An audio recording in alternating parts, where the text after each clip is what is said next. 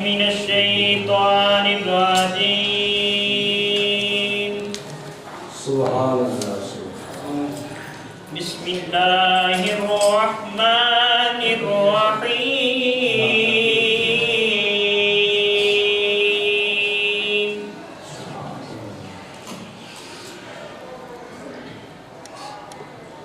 قل هو الله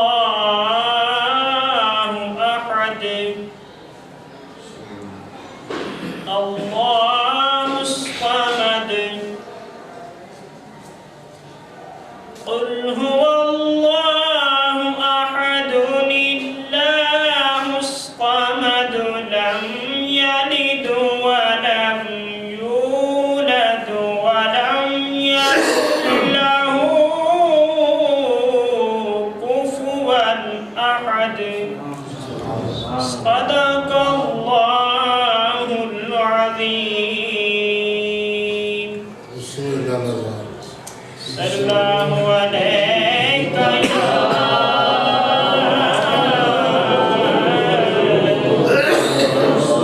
يا رسول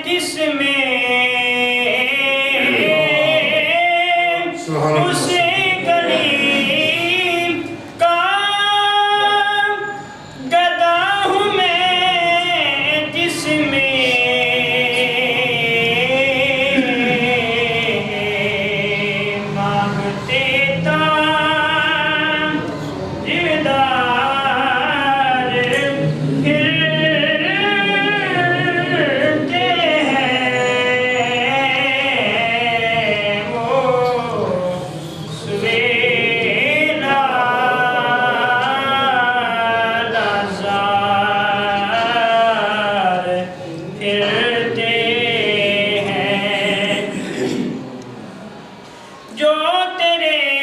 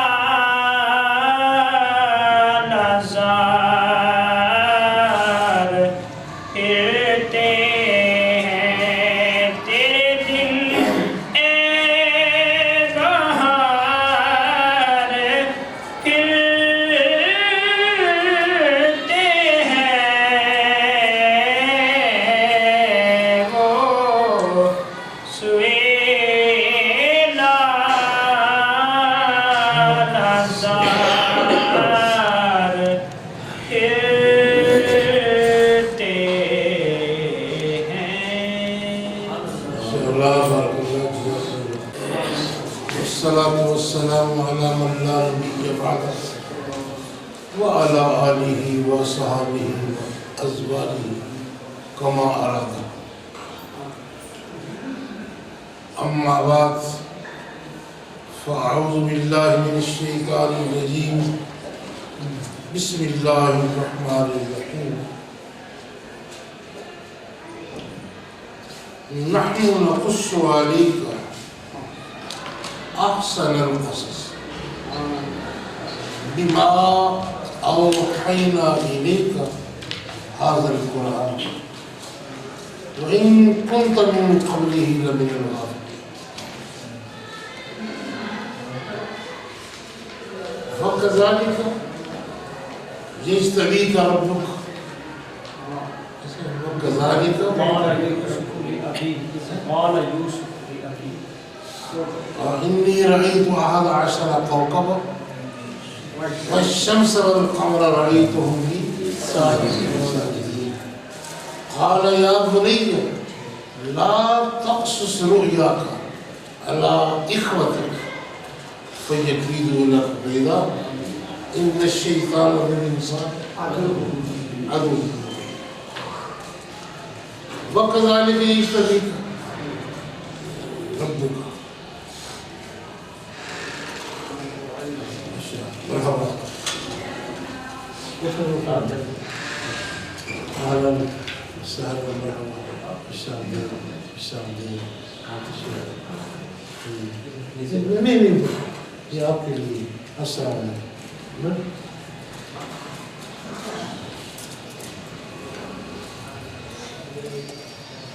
ज़ीशान ज़ीवकार वलवाए किराम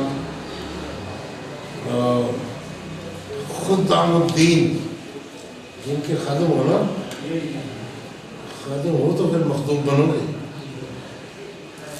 तलबाए किराम और अजीज़ान गरामी क़दर, आज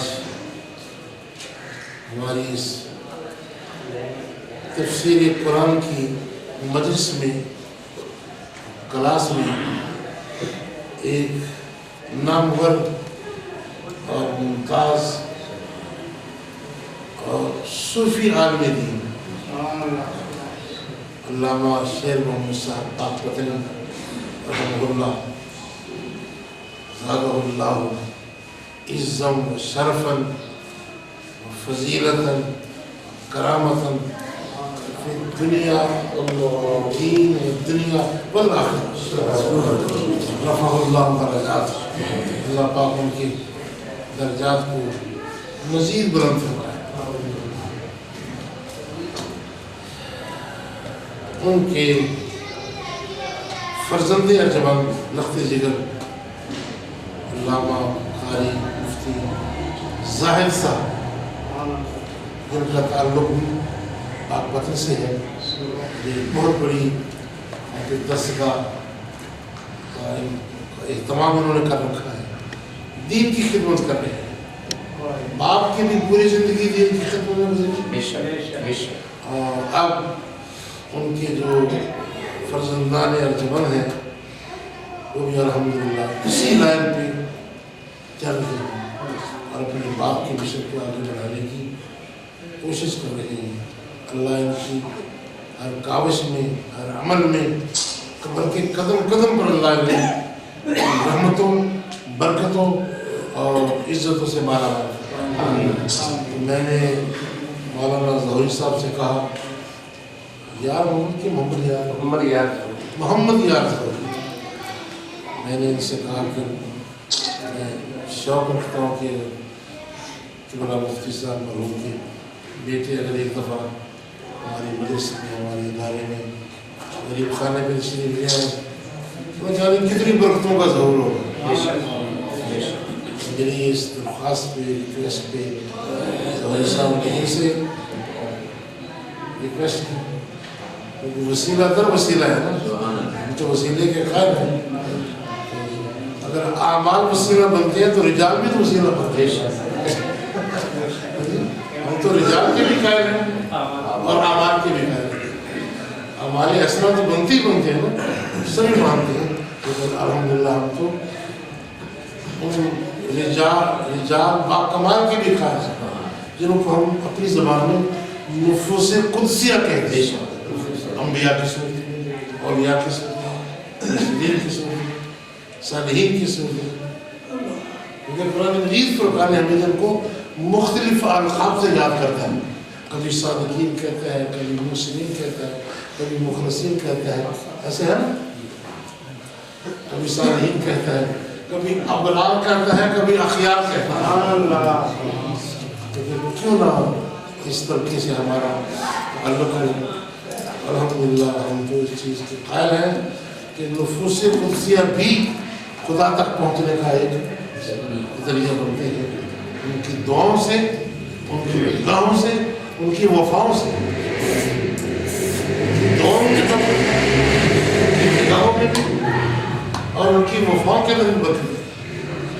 اللہ نے وعدہ کر رکھا ہے حدیث قدسی میں لَإِن دَعَانِي لَأُوتِيَنَّ. میرا بندہ ہو اور جب وہ قرب اور سلوک کی منزلیں طے کرتے ہوئے جب میری بارگاہ میں پہنچتا ہے لَإِن دَعَانِي، پھر مجھ سے جو مانگتا ہے اس کو ضرور عطا کروں. وعدہ ہے لَإِن دَعَانِي، یعنی کوئی خاص قسم کی دعا، جو بھی دعا کرتا ہے لَأُوتِيَنَّ، میں ضرور ضرور ضرور اس کو عطا کروں. اللہ اس کی بات کو مسترد نہیں کرتا. یہ اہل اللہ کا مقام ہے خدا کی بارگاہ. ہم دنیا دار ہو کر اپنے محبوب کی بات کو جلدی سے مسترد نہیں کرتے. جو آپ کا دوست ہو، آپ کا یار غار ہو، وہ آپ سے کوئی وہ چیز مانگے اور آپ کے پاس موجود ہو تو کیا آپ ٹال مٹول کر جائیں گے؟ فوری طور پر آپ یار یہ جو چیز ہے میری جان بھی حاضر ہے، میری جان. اگر ہمارے یہ جذبات ہے مخلوق کے تو خالق کا کام بہت اونچا ہے. اللہ پاک اپنے پیاروں سے محبت کرتا ہے اور اس محبت کی بنیاد پہ خدا پاک ان پہ کرم فرماتا ہے. الحمدللہ آج ہماری مدرسے میں، محفل میں، کلاس میں علماء کے میں سمجھوں گا علماء کے محضر میں شاید طلباء نہیں ہے کہ علماء بھی اس میں علماء کے محضر میں آج مفتی صاحب قبلہ تشریف فرما ہے. اور مجھے بڑی مسرت اور قلبی راحت نصیب ہو رہی ہے کہ ان کے والد گرامی قدر سے ہمارا بہت گہرا تعلق تھا. آج شاعری ہمارے پاس، ان کا علم ہمارے پاس، شرف ہمارے پاس دل مگر ہے. اللہ پاک ان کی عمر میں، علم میں اور ان کے ذوق علمی کے اندر ڈھیروں وقت ارادہ فرمائے اور اسی طرح دین مدین کی خدمت انجام دیتے رہے. میں آپ کو آج کی اس کلاس میں ویلکم کہتا ہوں، خوش آمدید کہتا ہوں، اہلا وسہلا مرحبا کہتا ہوں. نعرہ تکبیر، نعرہ رسالہ، نعرہ رسالہ. اس اعتبار سے آپ بھی خوش نصیب ہیں کہ ہر دوسرے تیسرے روز کسی نئے سے نئے سکالر سے آپ کا واسطہ پڑتا ہے. آپ ان سے فیضیاب ہوتے ہیں اور وہ آپ کو دعائیں دیتے ہیں. تو میں صرف ان کو دعاؤں کے لیے یہاں پہ میں نے ان کو زحمت دی ہے. تشریف لائیں، دعا بھی کریں اور کچھ ان بچوں پر نگاہ بھی کریں، انہیں کچھ نصیحت کریں. جو بھی آپ کے مزاج میں، آپ کے دل ذہن میں آئے. یہ ضروری کہ اسی موضوع سے تعلق رکھتا ہوں. جو بھی موضوع آپ بیان کرنا چاہیں آپ کو حق ہے. اللہ آپ کو ہمیشہ سلامت رکھے اور عزت و وقار اور صحت و سلامتی والی زندگی عطا فرمائے انشاءاللہ.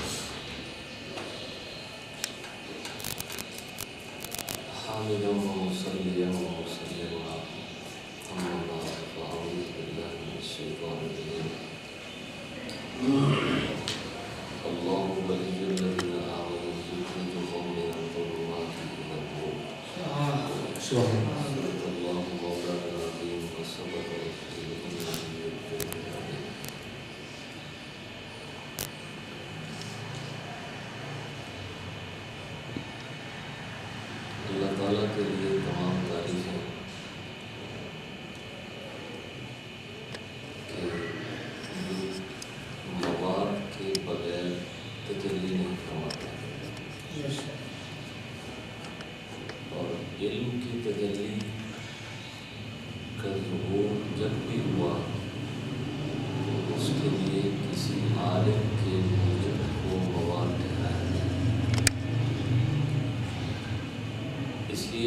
وقت ہیں اور بانصیب ہیں اس اعتبار سے کہ آج ہم حضرت عظیم المرتبہ قبلہ حجت العلماء لبۃ الفضلاء جناب استاد العلماء شیخنا و سیدنا مفتی عبدالرسول منصور صاحب کی خدمت میں حاضر۔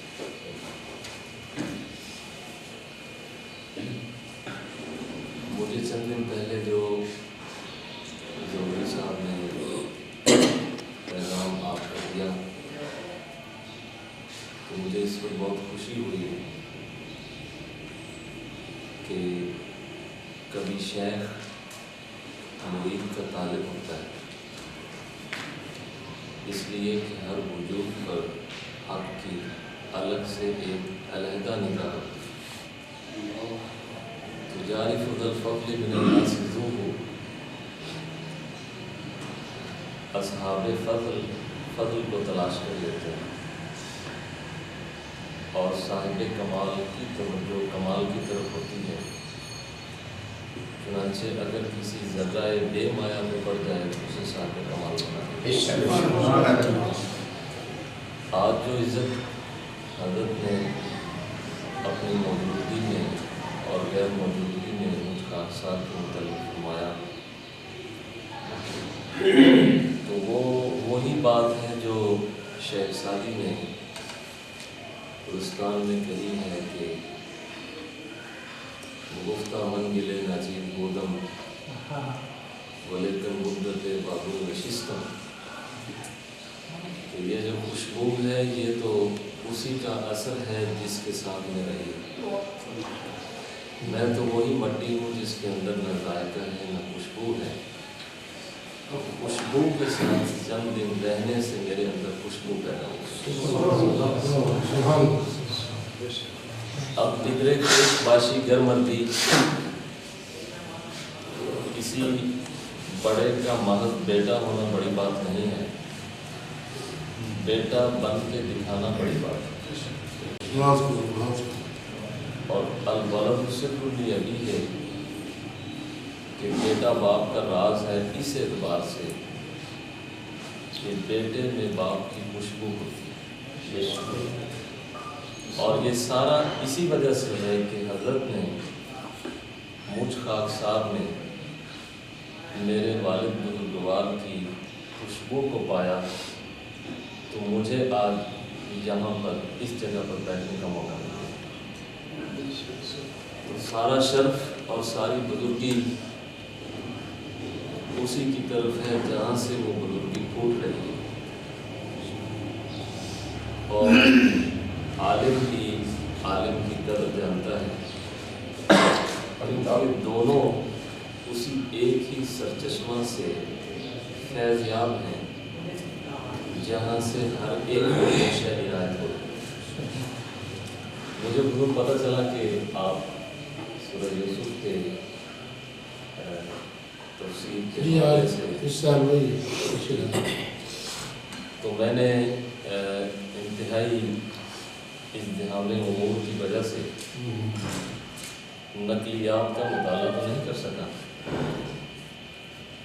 لیکن آتے آتے آپ کی توجہ کی برکت سے چند چیزیں جو سورہ یوسف میں مذکور ہیں ان کے حوالے سے کچھ تعبیرات ذہن میں آئی،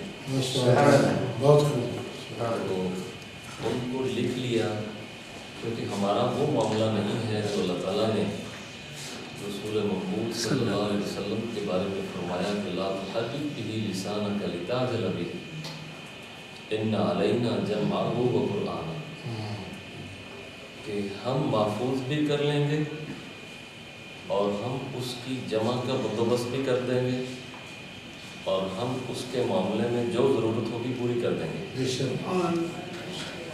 لیکن امتی کو جو ذہن میں ڈالا جائے اور وہ جو ڈالا جا رہا ہے وہ نقل کے مطابق ہو تو وہ اس کو لکھ لے، تاکہ اس کے لیے اور دوسروں کے لیے وہ ایک صحیفہ کی صورت ثابت ہوئی۔ آپ کا پھر سے شکر گزار ہوں کہ آپ نے توجہ فرمائی اور خاکسار پر عنایت کی کہ اپنی زیارت کا موقع دیا، کیونکہ اظہار وہ ذکر اللہ بھی بات تھا، اور یقیناً جس شخص کو حق تعالیٰ کی طرف سے علم کی نسبت حاصل ہو اس کو علماء کی صحبت میں ایسے سکون میسر آتا ہے جیسے وہ حق کی صحبت میں ہے، کیونکہ عالم کے وجود پر چونکہ حق کی علمی تجلی ہے اور جس کی نگاہ حق کی طرف ہے تو وہ عالم کی صحبت میں ایسے ہے جیسے حق کی صحبت ہے۔ اس پر ہم اللہ تعالیٰ کے شکر گزار ہیں کہ آپ کو یہ زیارت بھی نصیب ہے اور ملاقات بھی نصیب ہے، اور مختلف ذرائع سے اور وسائل سے آج ہمیں بھی یہ موقع ملا ہے کہ ہم حضرت کی بارگاہ میں اپنا سبق سنانے کے لیے آئے ہیں۔ اگر سبق میں کوتاہی ہو اور وہ یقیناً ہوگی تو حضور اس سے صرف نظر فرمائیں گے، اور اگر کوئی نفع کی بات ہے تو ضرور ہمارے حق میں دعا ہے۔ سورہ یوسف کے شروع میں جو چند باتیں ہیں وہ نقلیات میں یا تفاسیر میں یا علم و حکمت کی کتب میں درج کی گئی ہیں، لیکن قرآن ایک نصیحت ہے، چنانچہ آدمی کو اپنے احوال معاملات میں ان تمام کے تمام نصائح سے نتیجہ کے طور پر اپنے لیے فلاح اور بہتری کا سامان خود طرح ہے۔ ایک اعتراض جو عموماً کیا جاتا ہے خصوصیت کے ساتھ ان لوگوں پر جو بزرگان دین کے قصے سناتے ہیں، یا وہ بزرگان دین جو قصے سنا کر لوگوں کو آسانی کے ساتھ حق کی طرف رغبت دلاتے ہیں، کہ ان کا مذہب، ان کا مسلک، ان کا عقیدہ قصہ کہانی۔ دوسری بات جو عمومی طور پر کہی جاتی ہے وہ یہ کہ ان کا سارے کا سارا عقیدہ خوابوں پہ مبنی ہے۔ یہ دو ایسے اعتراضات ہیں کہ جن کی اگر جانچ پڑتال کی جائے تو یہ اعتراضات ہی قرآن و حدیث کے اعتبار سے غلط ہیں، اس لیے کہ جہاں تک تعلق ہے قصہ کو بیان کرنے کا تو وہ تو خود اللہ تعالیٰ نے قصوں کو بیان کیا، اور جہاں تک تعلق ہے خواب کا تو خواب فیضان نبوت سے ہے۔ اب اگر کوئی شخص خواب سے منافع اور علم کی نفی کر دے تو اس کا مطلب ہوا کہ وہ فیضان نبوت کی نفی کر رہا ہے، کیونکہ وحی کے آثار جب شروع ہوئے اور اس سے پہلے جو نبوت کے آثار ظاہر ہوئے سرکار دو عالم پر تو وہ تو تھے ہی الرؤیا صالحہ کی صورت میں۔ تو اسی وجہ سے سرکار دو عالم نے فرمایا کہ درمیان میں وحی ہے، اب ان احادیث کا نتیجہ لے رہا ہوں کہ شروع میں الرؤیا صالحہ، درمیان میں وحی کا سلسلہ، اور جب وحی کا سلسلہ رک جائے گا اور نبوت کا سلسلہ بند ہو جائے گا تو وہی پہلی صورت الرؤیا صالحہ کا فیضان جاری رہے گا، اور وہ نبوت کی وہ وراثت ہے جو بعد میں امت میں بانٹی گئی۔ اس لیے یہ کہنا کہ الرؤیا یا جو خوابوں کا سلسلہ اس کی کوئی بنیاد نہیں ہے تو یہ بات ہی غلط ہے، کیونکہ الرؤیا صالحہ سے ہی تو بنیاد شروع ہوئی ہے، اور یہی بنیاد آگے امت کے ربانی علماء کے میدان میں رکھ دی گئی ہے کہ جیسے نبوت کے آثار الرؤیا صالحہ سے ہیں تو ایسے ہی ربانی علماء اور اولیاء میں نبوت کے فیضان بھی الرؤیا صالحہ کی صورت میں لگے۔ اس لیے اللہ تعالیٰ نے قرآن حکیم میں بہت سے مواقع پر انبیاء علیہ السلام کے خواب بیان کیے ہیں۔ تو خواب کا بیان کرنا اور خواب کا آنا اگرچہ اس کی کئی صورتیں ہیں اور کئی توجیحات ہیں، اور یہ بھی ایک علم ہے کہ ایک خواب قابل تعبیر ہے جس کی تعبیر کی جائے گی، اور دوسرا وہ خواب ہے جو عین حقیقت دکھایا گیا ہے کہ بعد میں اسی طرح سے ہوگا۔ ہیں دونوں خواب کہ ایک میں حقیقت کو مجسم کر دیا گیا ہے کسی ایسی صورت کے ساتھ جو انسان کے افکار اور خیالات میں ہے، اور ایک وہ چیز ہے جو عین ہو بہو اسی طرح دکھائی گئی ہے، اور وہ امر کی صورت ہے، یعنی ایک حکم ہے۔ جیسے حضرت ابراہیم علیہ السلام اپنے بیٹے کو ذبح کرنے کا خواب دیکھتے ہیں، اسی طرح سے حضرت یوسف وہ سورج چاند اور ستاروں کا خواب دیکھتے ہیں۔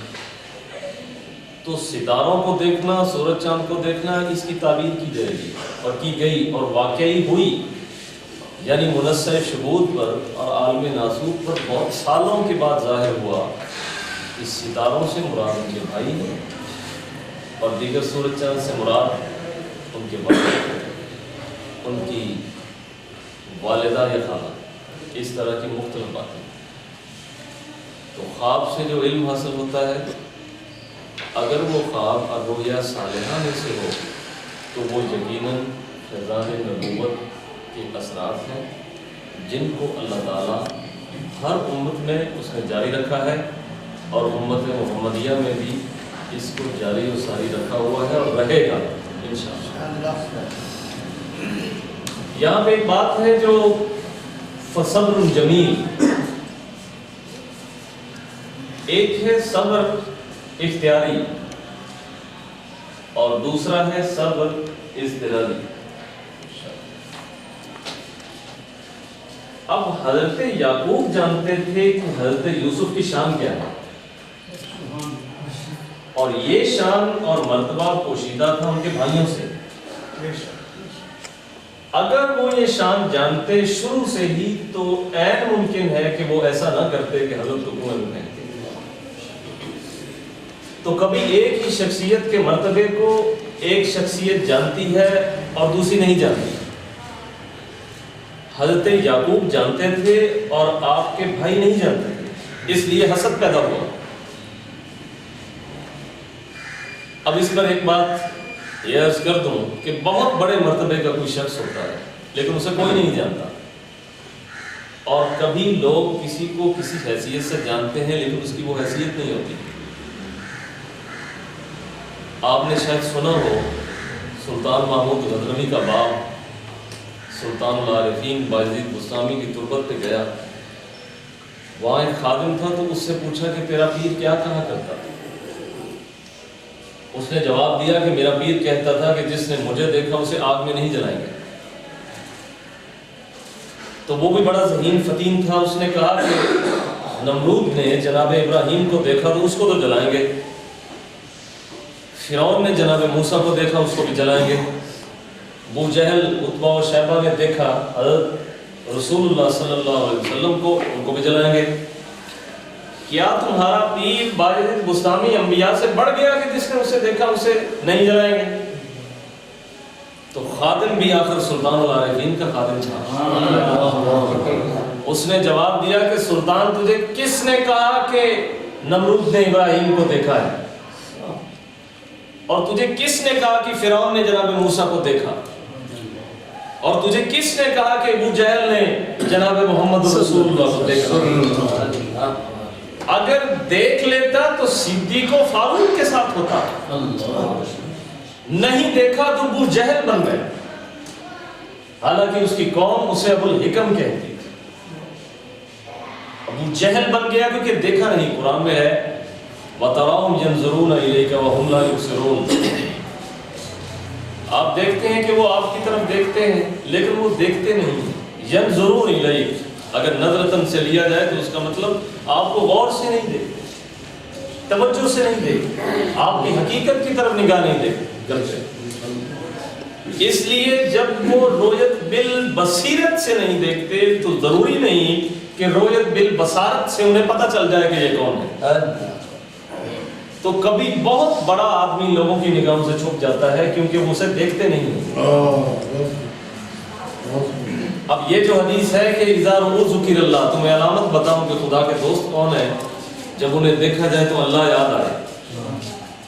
درست بات ہے، لیکن سمجھنے کی ضرورت ہے کہ اگر دیکھا ہی نہ جائے تو پھر کیسے اللہ یاد آئے؟ تو دیکھنا بھی اس طرح سے ہے جس طرح سے دیکھنا ہے۔ نظر ینظر نظرتن سے دیکھنا نہیں ہے۔ اگر نظر ینظر نظرتن سے دیکھنا ہوگا تو پھر نبی بھی نظر نہیں آئے گا، ولی کا نظر آئے گا۔ خدا کے دوستوں کو دیکھنا ہو تو پہلے اس دوستی کی نگاہ کو پیدا کرنا چاہیے، کیونکہ جو اوپر سے عنایت ہوتی ہے وہ بتاتی ہے کہ کون ایسا بندہ ہے جو حق کی طرف سے حق کے لیے دیکھتا ہے۔ چونکہ کفار نے انبیاء کو دیکھا اور انہوں نے اس طرح سے نہیں دیکھا جیسے دیکھنے کا حق تھا، اسی لیے کہنے لگے ما لہذا الرسول یاکل الطعام ویمشی بالاسواق، کیا ہے اس رسول کو جو کھانا کھاتا ہے اور بازاروں میں چلتا ہے؟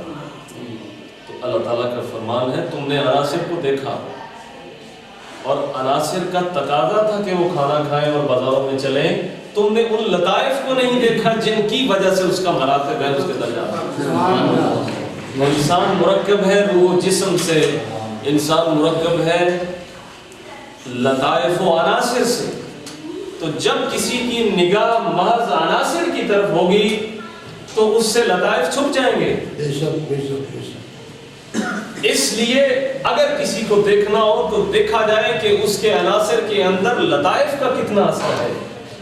جب عناصر کے اندر لطائف کے اثر کو معلوم کرے گا تو پھر دیکھنے والے کو پتہ چلے گا کہ ہاں اس شخص کا مرتبہ کیا ہے۔ اذا رؤوا، یہاں سے مطلب صرف یہ بھی نہیں ہے کہ جب ان کے چہرے کو دیکھا جائے، اذا رؤوا یہ ہے کہ اس کے وجود کو دیکھا جائے، اس کے افعال کو دیکھا جائے، اس کے اقوال کو دیکھا جائے۔ اور اگر صرف چہرے کو دیکھا جائے تو بہت حسین ہیں جو جہنم میں جلیں گے، بہت وجیح ہیں جو بھٹکے ہوئے،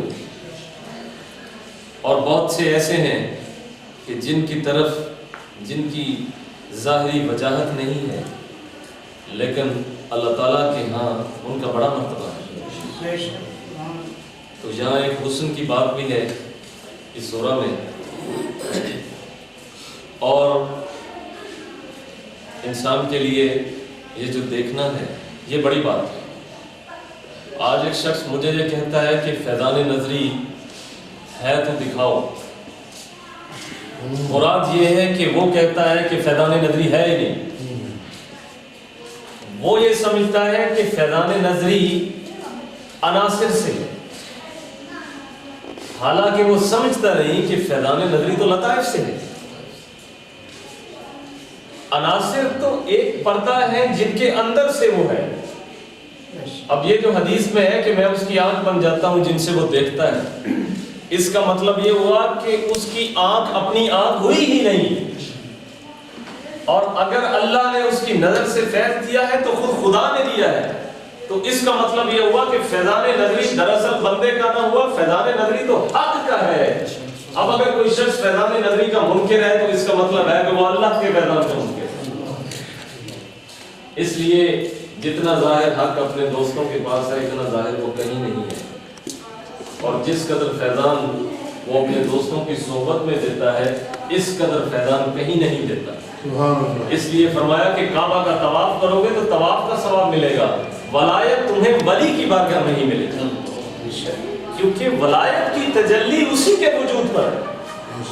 تو جس مواد پر جس قسم کی تجلی ہے آدمی کو اس سے وہی فائدہ ہوگا، اور ہم نے ولایت و بزرگی کی تجلی کی ہی درویش کے وجود پر ہے۔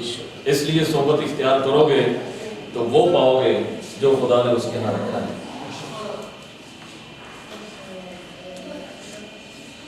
ایک آیت سورہ یوسف میں مجھے یاد آئی، احب الیہ مما یدعوننی الیہ، اور دوسری اسی سورہ میں قد شغفھا حبا، اور قرآن پاک میں ایک اور مقام پر والذین آمنوا اشد حبا للہ، اور ایک اور جگہ پر حدیث پاک میں لا یؤمن احدکم حتی اکون अहब्ब इलैहि मिन वालिदिही व वलदिही वन्नासि अजमाईन। इन तमाम नुसूस में असल चीज़ हुब है, हुब। तो मैं यहाँ पर इस बात को कहने में बड़ी जसारत कर रहा हूँ कि ज़ुलेखा को मोहब्बत हुई तो नबी से हुई, तो अल्लाह ताला ने अगरचे वो मोहब्बत इब्तिदा में ज़ुलेखा के अहवाल के मुताबिक उसमें नफ्स की शरारत भी होगी, लेकिन चूंकि नबी से हुई तो खुदा ताला ने उस शर को भी खैर से तब्दील कर और वो शरारत भी नेकी में तब्दील हो गई। कैसे, सुनिए। एक बात आम बयान की जाती है, लफ्ज़ आम बोला जाता है मुजाज, मुजाज दोनों तरह से उर्फ में इसका इराब बोला जाता है कि ये हकीकत का पुल है, कंतरतुल हकीकत। अब एक आदमी चांद का अक्स देखता है पानी में और दूसरा आदमी चांद को डायरेक्ट देखता है। अगर मकसूद दोनों का चांद ही को देखना है तो कोई बात नहीं, लेकिन अगर किसी का मकसूद अक्स को देखना है तो वो असल से रह जाएगा, क्योंकि ये सीढ़ी ऊपर से नीचे है, नीचे से ऊपर नहीं है। लेकिन अल्लाह ताला ने इस सूरत में ये बयान फरमा दिया कि ये सीढ़ी ज़ुलेखा अगरचे नीचे से ऊपर की तरफ चढ़ी है, लेकिन चूंकि नबी के जरिए से चढ़ी है, इसलिए ये सीढ़ी हमने उसी तरह ही बना लिया जैसे ऊपर से नीचे। और वो हो जो उस खुदा की बंदी को नबी से हुई, उसमें वो मजबूर थी और माजूर थी। क्यों? क्योंकि हुस्ने हकीकी ने जनाब यूसुफ की सूरत पर जलवागरी की, और जब शहर की औरतों ने ताना दिया कि ज़ुलेखा को क्या हो गया कि एक गुलाम पर आशिक हो गई, या तो वो हजरत यूसुफ को देखना चाहती थी इस बहाने से, या वो अपने हसद का इजहार कर रही थी, या जैसे भी वजह। बहरहाल जब उन्होंने देखा तो उन्होंने कहा इन हादा इल्ला मलकुन करीम, ये तो जैसे कोई बंदा नहीं है। ये जुमला भी उनकी जुबान पर हक की तरफ से जारी हुआ, ये जुमला भी उनकी जुबान पर हक की तरफ से जारी हुआ, क्योंकि जिस वजह से जुमला जारी हुआ वो वजह ही हक की तरफ से थी। अब मैं ये कहता हूं कि एक हुस्ने हकीकी का जलवा है जो जनाब यूसुफ की सूरत पर है, दूसरा हुस्ने हकीकी का जलवा है जो जनाब मोहम्मद रसूलुल्लाह की सूरत पर है। अब वो सूरत जो मिस्र में हजरत यूसुफ को देखने से हुई, वो सूरत मक्का मदीना में नहीं हुई। इसकी वजह क्या है? इसकी वजह ये है कि हुस्न का जलवा जमाल की सूरत में था, तो उसने दूसरों को मजजूब कर दिया और मगलूब हो गए। लेकिन वही हुस्न का जलवा जब जलालो जमाल की आमेज़ से हुआ, तो जैसे उनकी अकल कायम रही, माज़ागल बसर व मा तग़ा, ऐसे ही उनको देखने वालों की अकल भी कायम रही। और वो सूरत जो मिस्र में पैदा हुई थी वो मक्का में पैदा नहीं हुई, मदीना में पैदा नहीं हुई, बल्कि एक और सूरत पैदा हो गई। अब अल्लाह ताला का नूर जब उतरा कोहे तूर पे, तो उससे मूसा अलैहिस्सलाम के उम्मती बेहोश हो गए, वो फौत हो गए, और खुद जनाब मूसा आप बेहोश हो गए। अब वो नूर है, वो नूर है जिसकी तजल्ली से कोई बेहोश हुआ तो कोई फौत हो गया। और मुहम्मदुर रसूलुल्लाह सल्लल्लाहु अलैहि वसल्लम का वजूद नूर अला नूर है, आपका वजूद ही नूर अला नूर है, लेकिन लोग टिकटिकी बांध के देख रहे हैं। तो हक ने फरमाया कि जब मैं तजल्ली मैंने की कोहे तूर पे तो कोई नहीं देख सका, लेकिन जब नूर अला नूर को दुनिया में भेजूंगा तो उनकी सूरत की तरकीब ही इस तरह से बना दूंगा कि जो देख रहा है वो देखता ही रह जाएगा, और उसके देखने की तड़प और जलन और एहसास और मोहब्बत कभी खत्म नहीं होगा। इसलिए जिन्होंने उनको उस एतबार से देखा जिस एतबार से देखना चाहिए था, तो वो देखते ही रह गए। अब जब उनको कब्रों से उठाया जाएगा तो ये नहीं हो सकता कि जनाबे मोहम्मद रसूलुल्लाह की सूरत उनकी नजरों से गायब हुई हो, क्योंकि जो शय आंखों में समा जाती है, जो चीज आंखों में समा जाती है, हर दरो दीवार पर वही चीज नजर आती है। ایک منظر کو آپ دیکھتے ہیں جو نگاہوں سے دور ہے، تو وہ منظر جب اس وقت تک آپ کو نظر آئے گا جب تک آپ کی نگاہیں اس پر لگی ہوئی ہیں، لیکن اگر آپ اپنی آنکھ میں کوئی لینس وغیرہ لگا لیں تو جس قسم کا لینس ہوگا سارے کے سارے مناظر اسی طرح نظر آئیں گے۔ تو جنہوں نے رسول مقبول کو دیکھا تو انہوں نے آپ کو خارج نہیں دیکھا بلکہ وہ نگاہوں میں سما گئے، وہ نگاہوں میں سما گئے۔ تو جب نگاہوں کے اندر ان کی صورت آ گئی تو اب انہوں نے جس منظر کو بھی دیکھا وہاں جلوہ محمدی دیکھا۔ یہی وجہ تھی کہ در و دیوار اور شجر و حجر ان کو جانتے تھے۔ چونکہ عمر فاروق نے دیکھا تو عمر فاروق کی آنکھوں میں اور عمر فاروق کے ذہن میں وہ صورت سما گئی۔ تو جب وہ صورت سما گئی تو پھر انہوں نے دریا کو یہ خط لکھنا تھا کہ خدا کے حکم سے اگر تو بہتا ہے، سیلاب آتا ہے تو رک جا، رک جاتا ہے تو بہنے لگتا ہے۔ کیوں؟ پیچھے طاقت اسی صورت کی تھی جس کو دیکھا۔ تو جس نے دیکھا تو وہ اس کی آنکھوں میں وہ سما گئی، اور جس نے نہیں دیکھا سو اس نے کچھ بھی نہیں دیکھا، کیونکہ وہ ایک جلوہ گری تھی۔ وہاں پر جذب کی کیفیت طاری ہوئی اور ان کی زبان سے نکلا کہ ان ھذا الا ملک کریم۔ اور آپ کو یہ بتاتا جاؤں کہ یہ بات کفار عرب نے بھی کہی ہے، لیکن وہ آپ کی صورت کے اعتبار سے نہیں کہی بلکہ اس کلام کے اعتبار سے کہی ہے کہ جو آپ پر اترا ہے۔ اس لیے حضرت یوسف کا یہ معجزہ تھا کہ جس پر ان کی حسن کی جلوہ گری ہو جاتی اس کے پاس آگے سے کوئی جواب ہی نہ رہتا، لیکن اللہ نے اپنے محبوب کے لیے یہ معجزہ قرار دیا کہ تمہاری صورت، تمہاری سیرت تو معجزہ ہے ہی، تمہارا معجزہ بھی اسی طرح کا کر دیتا ہوں تاکہ تمہارے امتیوں کو اور دوسروں کو یہ خبر ہو جائے کہ جناب محمد رسول اللہ کا سب سے بڑا معجزہ وہ کتاب ہے جو ان پر اتاری گئی ہے، اور جس کا اقرار کیا انہوں نے ما ھذا کلام البشر۔ وہاں کہا تھا ان ھذا الا ملک کریم، یعنی یہ کوئی بشر نہیں، یہ تو کوئی بزرگ فرشتہ ہے۔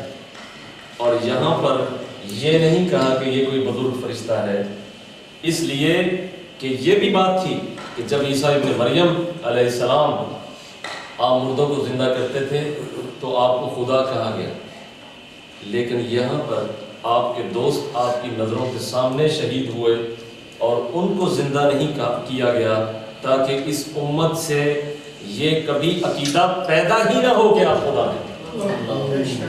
آپ کی نظروں کے سامنے آپ کے چچا کا کلیجہ چبایا گیا، لیکن ان کے کلیجہ چبانے کے عمل کو نہ روکا گیا نہ ان کو زندہ کیا گیا، تاکہ اس امت میں کبھی یہ چیز پیدا ہی نہ ہو کہ آپ خدا ہیں، اور یہ بھی کبھی پیدا نہ ہو کہ آپ خدا سے جدا ہیں، یہ بھی کبھی پیدا نہ ہو۔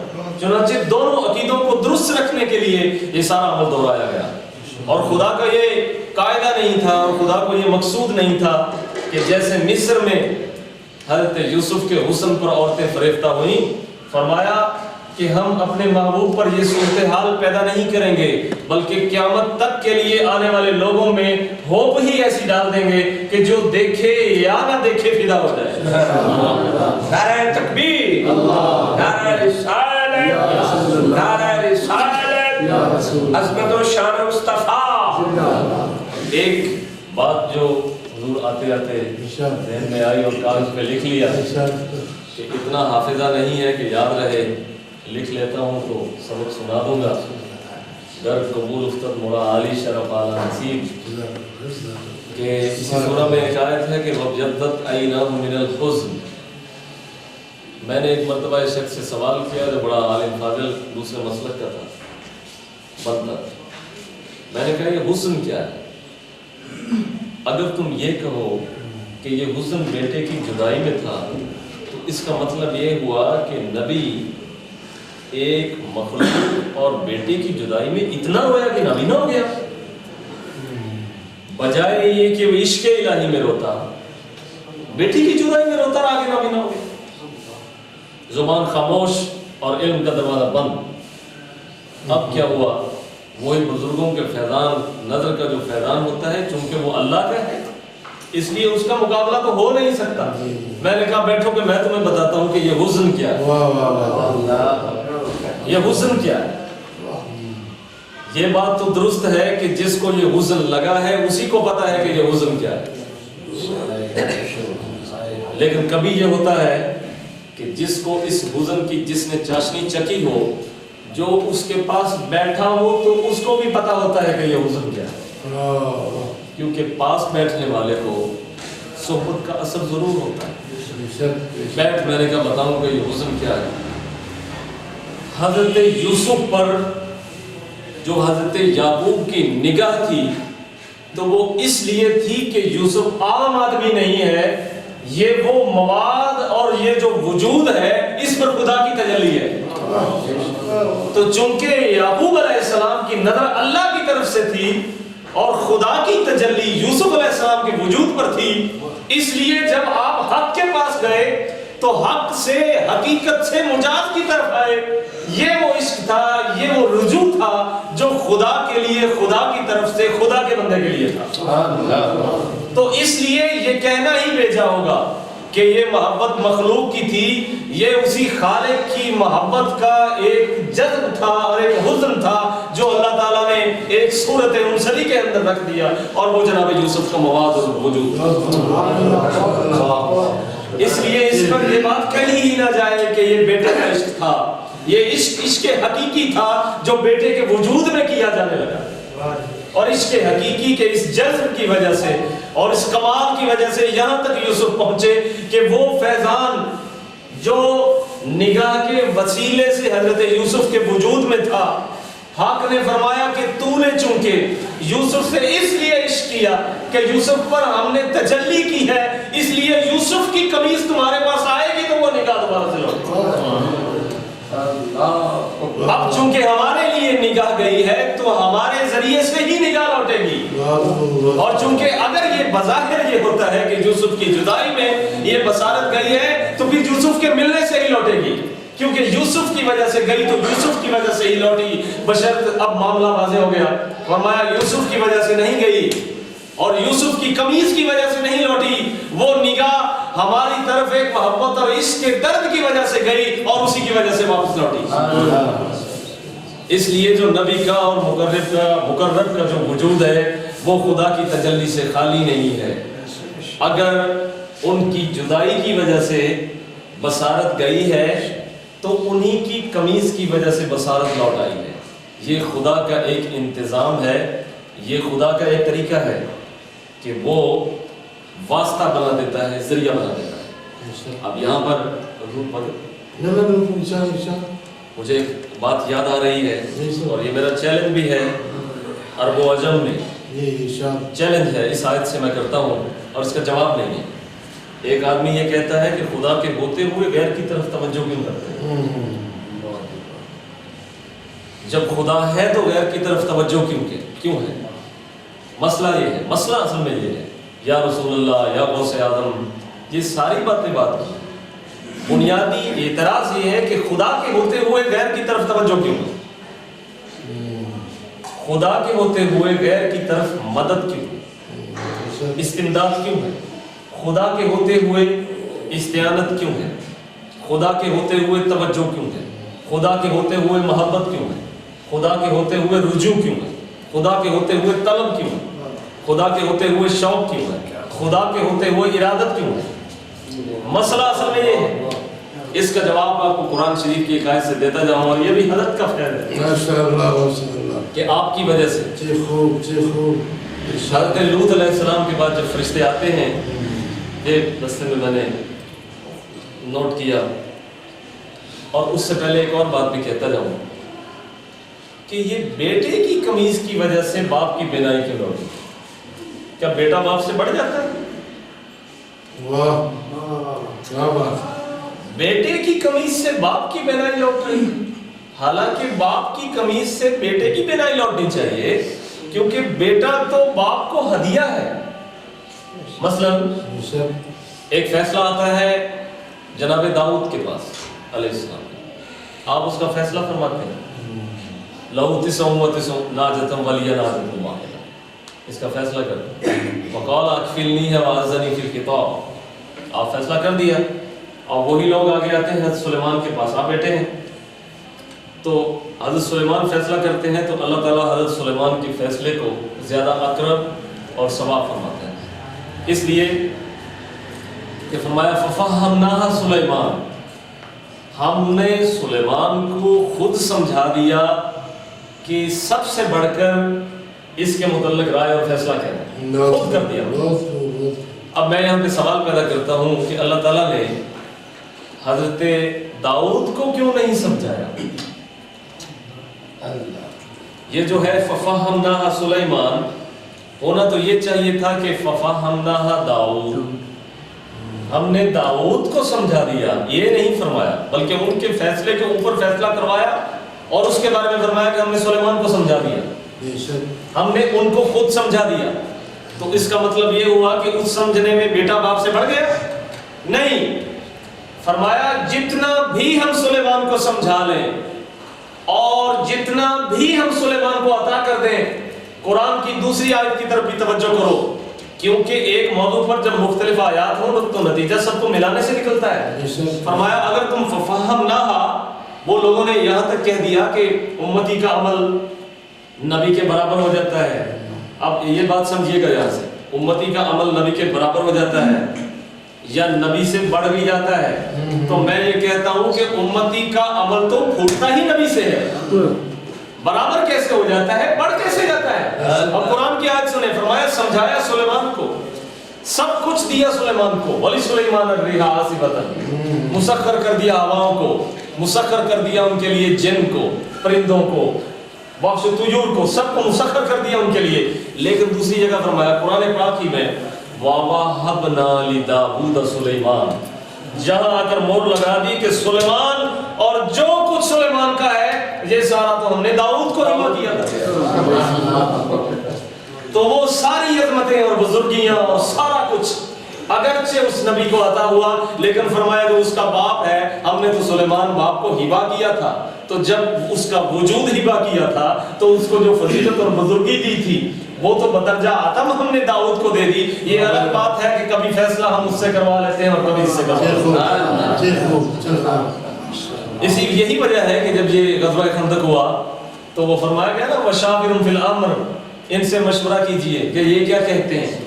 تو اگرچہ ہم نے علم و حکمت آپ کو عطا کیا ہے اور آپ کی وجہ سے ہم ان پر کرتے ہیں، آپ کی نگاہوں سے ہم دیکھتے ہیں اور ہم انہیں سمجھاتے ہیں، لیکن جب ہم ان کو سمجھاتے ہیں تو آپ ان سے مشورہ کریں. وہ گویا کہ آپ مشورہ ان سے نہیں ہمارے ساتھ ہی کر رہے ہیں. سبحان اللہ. تو ایک صحابی نے کہا خندق کھود دیجیے، تو سرکار نے فرمایا ہاں بالکل ٹھیک ہے، کیونکہ اللہ تعالیٰ نے فرمایا کہ یہ صحابی کا مشورہ ضرور ہے، یہ ان کی رائے ضرور ہے، لیکن یہ تمہاری ہی نگاہوں سے جاری ہوئی ہے، اس لیے ان کی رائے اگر ثواب ہے بھی تو وہ تمہاری وجہ سے ہے. اس لیے فَفَهَمْنَا سلیمان سے کوئی آدمی یہ نہ سمجھ لے کہ داؤد علیہ السلام کا مرتبہ گھٹ گیا، کیونکہ خود جناب سلیمان کے بارے میں خدا نے فرمایا کہ وَوَهَبْنَا لِدَاوُودَ سُلَيْمَانَ، ہم نے سلیمان داؤد کو ہبہ کیا. اور آپ کو پتا ہے کہ ہبہ پر اجرت نہیں لی جاتی، ہبہ جو چیز کی جاتی ہے اس پر اجرت نہیں لیتی.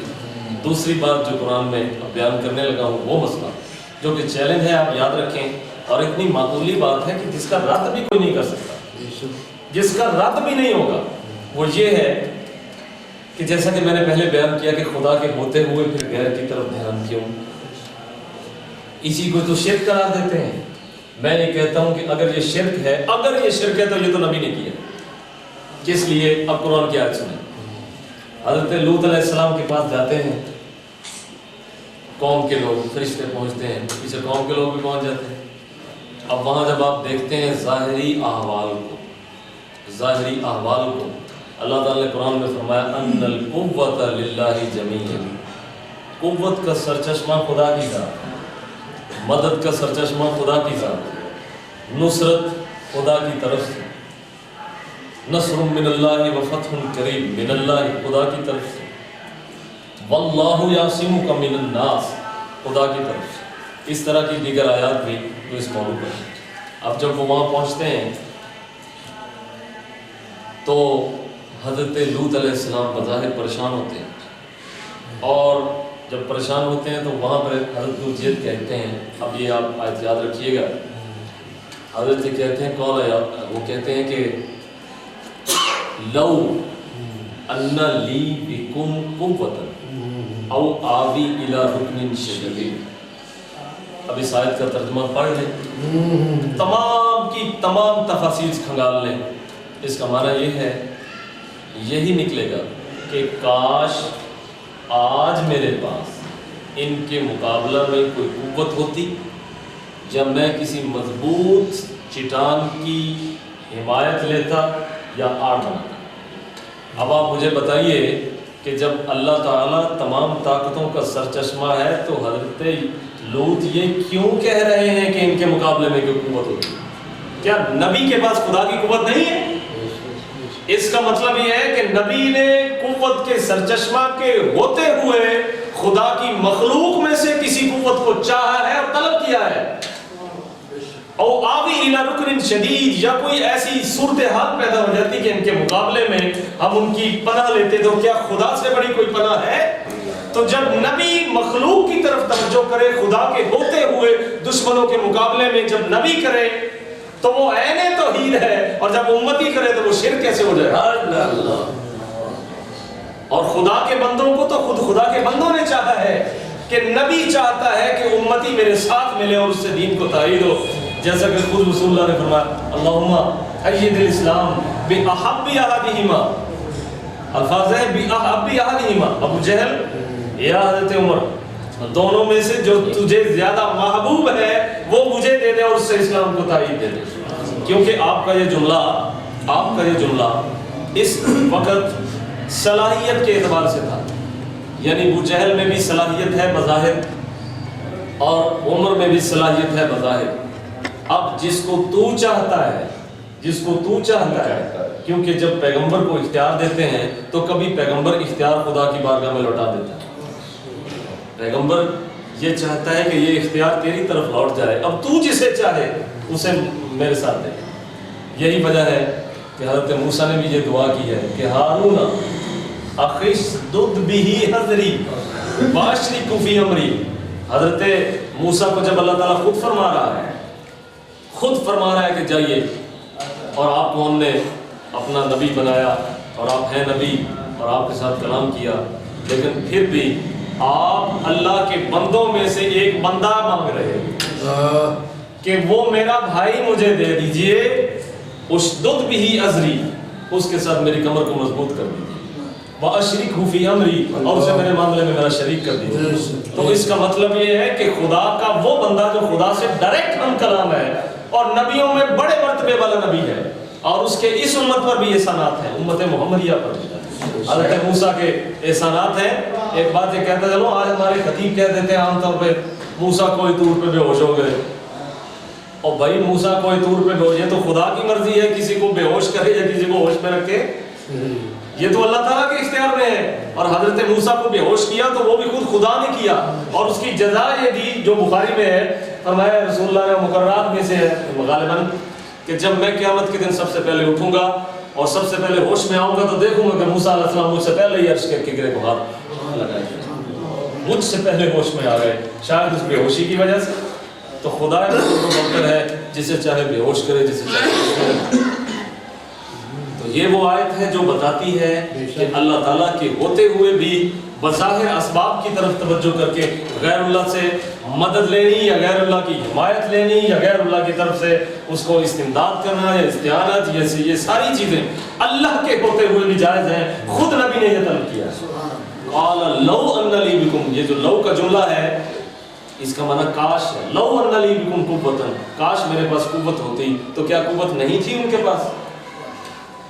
قوت تو تھی ان کے پاس، قوت تو تھی حضرت لوط کے پاس، لیکن آپ اللہ تعالیٰ کے بندوں میں اسباب کی طرف توجہ کر کے ایسی قوت چاہتے تھے کہ ان کے مقابلے میں اسی طرح کی قوت کو کھڑا کریں، اور یہی وہ قوت ہے جو ہم اولیاء اللہ کی ارواح سے لیتے ہیں، تاکہ شیطان کے مقابلے میں ہم ان کی آڑ میں آ جائیں اور ان کی روحانی قوت سے استفادہ کر کے حق کی طرف آسانی سے چلے جائیں۔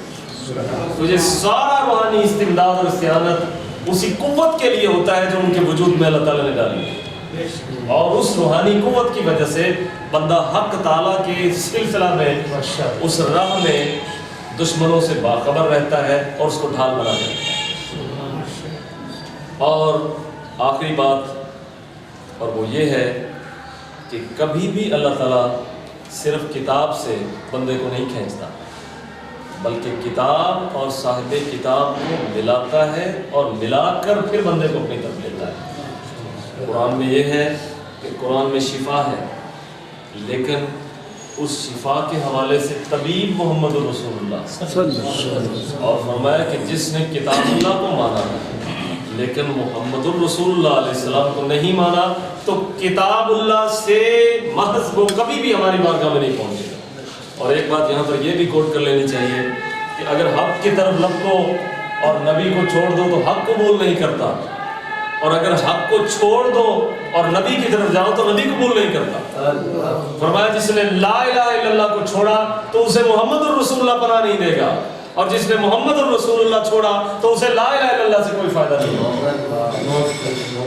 दोनों चीज़ों को जो मिला के चलेगा और दोनों आंखों को खुला रखेगा हक तक पहुंचेगा। फिक्र अंगेज और ईमान फरोज और दिल की गहराइयों में बातें समाती हैं। अल्लाह रब्बुल आलमीन इस जवान की जवानी में बरकत, उनकी जवानी में बरकत, इसी से तो सलामती से दीन मदीन की खिदमत में अंजाम देते रहे। अल्लामा ने फरमाया था कि मोहब्बत मुझे उन जवानों से मुझे सितारों पे जो डालते हैं कमर, सितारों पे जो अल्हम्दुलिल्लाह हज़रत के बड़ा मुफ्ती साहब उन जवानों में शामिल हैं जो सितारों पे कमांडे डाल रहे हैं। हमने देखा कितनी इंटेलिजेंस से और कितनी बड़े अमीक मुताला से उन्होंने आयात कुरानी की तफसीर आयात कुरानी से कर रहे हैं। और ये ऐसा इस्तिदलाल है, ऐसे एक लॉजिकल स्टाइल है इसका कोई इनकार नहीं कर सकता। जैसे उन्होंने फरमाया कि वफ़ा हमना सुनी माना ऐसे वो जो आयात को आयात से मिला के अपना अकीदा इन्होंने आयात कुरान से साबित किया। और मैं हैरान था अगर नकलियात को पढ़े बगैर सफ़र के अंदर ये इनकार मेरे सफ़र में आ जाती ये नोट्स तैयार किए और ये घर में बैठ के अमीक मुताला करते होंगे तो फिर क्या कहा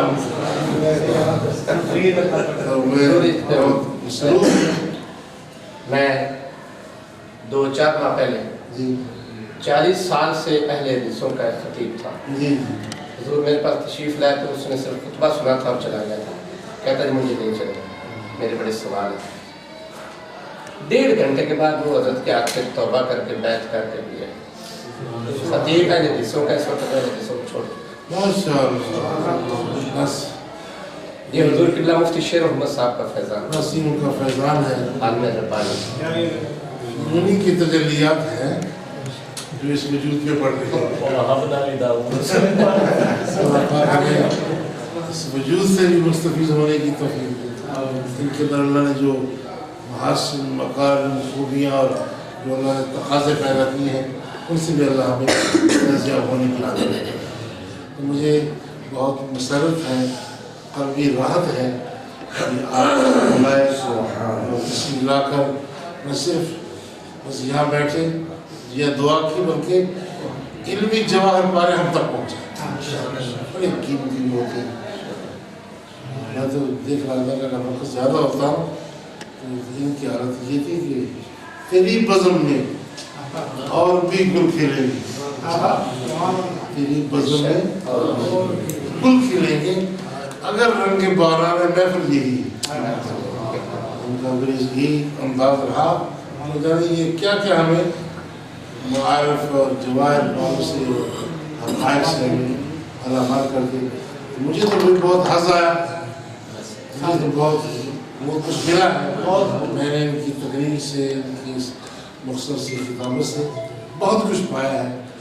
और बिलखुसूस जो ये कुरान से इस्तेमाल करते हैं, ये बुनियादी चीज़ है। एक मुसलमान आलम की हर चीज़ का इनकार हो सकता है, मगर किताबुल्लाह का तो कोई इनकार नहीं करेगा। किताबुल्लाह का तो जिससे कोई इनकार नहीं कर सकता। अल्हम्दुलिल्लाह आपने बड़ी मुख्तसर गुफ्तगू की, बहुत प्यारी की। बिलखुसूस सूरह यूसुफ से भी आपने इक़्तिबास किया। उनके ज़ौक़ ख़िताबत में, तर्ज़ इस्तिदलाल में मज़ीद बल्कि गैर फ़ानी बरकतों का नज़ूर हो। इसी तरह से सलामती से दीन मदीन की खिदमत अंजाम देते रहे और अपने वालिद करामी कदर क़द्दसल्लाहु सिर्रहु अज़ीज़ के मिशन को आगे बढ़ाते रहे। और हम उम्मीद करते हैं कि फिर भी कभी जब हमने आपको चाहा तो हमारी हर वक्त इंतज़ार है, तो आप ज़रूर हमारे लिए वक्त निकालेंगे, हमारे बच्चों की ताज़गी के लिए, अक़ीदे की पुख्तगी के लिए। अब मैं दिन बुलाएगा हमें बड़ी राहत होगी। और मैं समझता हूँ कि सबसे पहले तो मुझे ज़हरी का मुतशक्किर होना चाहिए। ये बड़ी मियाँ है, ममनून हूँ, मुतशक्किर हूँ, मशकूर नहीं हूँ, मुतशक्किर। तो ये इन्होंने बड़ी मेहनत की, रब्ता किया और इनका बड़ा बाज़ाब्ता रब्ता है मुफ्ती साहब के साथ। जहाँ तक मालूम हुआ बाज़ाब्ता रब्ता है इनका। तो हम इनको पकड़ लिया करेंगे जब भी हमें कोई मसला परेशान करेगा। तो दुआ फरमाए अल्लाह रब्बुल आलमीन इस क्लास में मज़ीद रूहानी, ईमानी और कुरानी बरकतें रखें। आज नहीं, जब हमारे पास मेहमान आता है तो उसके आखिरी ड्यूटी में दुआ भी चलाएंगे। ये भी बेस्ट है कि जब हमारा इख्तितामी प्रोग्राम उस पर आएंगे वो इंशाल्लाह तकरीब के इख्तिताम पर भी इनका इंशाल्लाह हम करेंगे, इनकी दुआएं लेंगे और फिर आपके लिए रुशत करेंगे। आमीन।